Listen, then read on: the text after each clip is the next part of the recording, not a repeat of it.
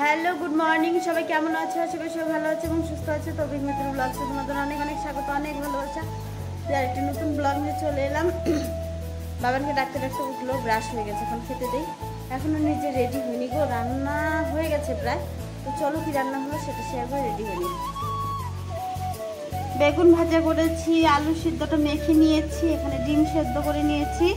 সবজি হচ্ছে, এটা হতে থাক। নিরামিষ সবজি করলাম, সব কিছু দেখে নিরামিষ সবজি হচ্ছে, তো এটা হতে থাক। তো এই হলো রান্না।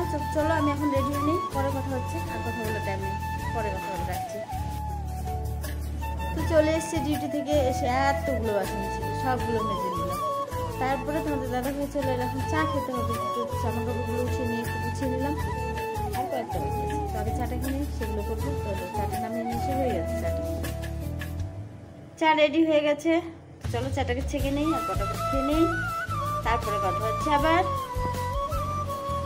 তো রান্নাটা হয়ে গেল। কি রান্না হলো? আজকে রুটি করিনি, দাদা হলো আজকে রুটি খাবে, আজকে খাবে মুনিয়া চালের, মানে ভোগ চালের ভাত। তো সেই কারণে ভাত করলাম। তো চলো, আর কি হয়েছে বলো তো, মুনিয়া চালের ভাতটা একটু গরম গরম, মানে নরম নরম করে নিয়েছি। আলু আর ফুলকপি তরকারি হলো। আমার একটু গরম ভাতের সাথে আলু সেদ্ধ খেতে ইচ্ছে করলো, অল্প আলু সেদ্ধ দিয়েছি। ডিম, আলু, ফুলকপি, মানে সব কিছু একটু ভাজা করছি, হয়ে গেছে। যখন বানাচ্ছিলাম খুব সেন্ট, মানে ভোগ চালে তো জানো একটা সেন্ট হয়, খুব সুন্দর। বাবা বলছে মা কি সুন্দর সেন্ট বেরিয়েছে, হয়েছে।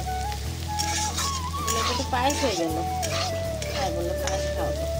ভাজাটা হয়ে গেছে, হবে। চলো ভাতটা বেড়ে নিই, এটা হতে থাক,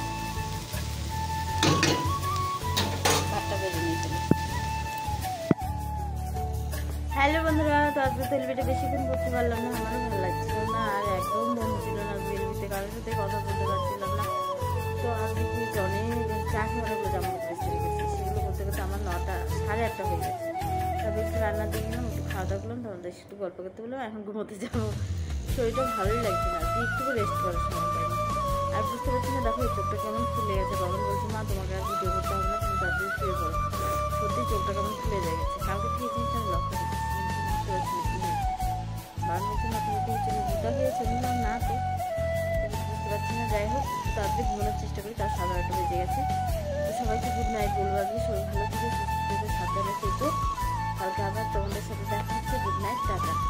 সবাই এলবিতে এসে, সবাই এলবিতে আসলে খুব মজা হয় বলো, সবার সাথে গল্প করতে পারি। আজ কেউ আসেনি, আমার বন্ধু এসেছিল আর 2-1 এসেছিল, তার সাথে কেউ আসেনি। তো আশা করবো কালকে থেকে সবাই আসবে, তাই এলবিটা করা আমি বন্ধ করি, দিতে তোমরা না এলে আমি এটা কি করবো। Good night, tata. আর তোমাদের সাথে দিয়েছে।